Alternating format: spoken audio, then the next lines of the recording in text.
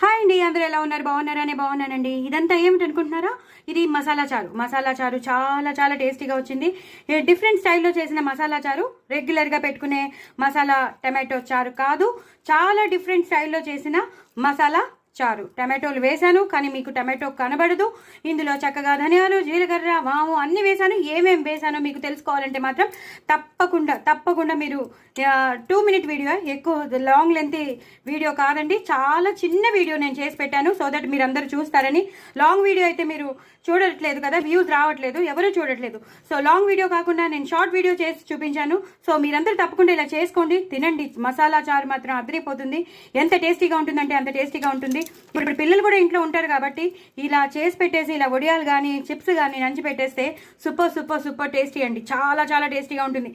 ఒక్కసారి నేను ఎలా చేశానో చూస్తే మీకు తెలిసిపోతుంది ఎందుకు ఇలా అన్ని సార్లు అన్నారని. సో డూ ట్రై ఇట్ అండి. నా ఛానల్ మాత్రం సబ్స్క్రైబ్ చేసుకోవడం అస్సలు మర్చిపోవద్దు.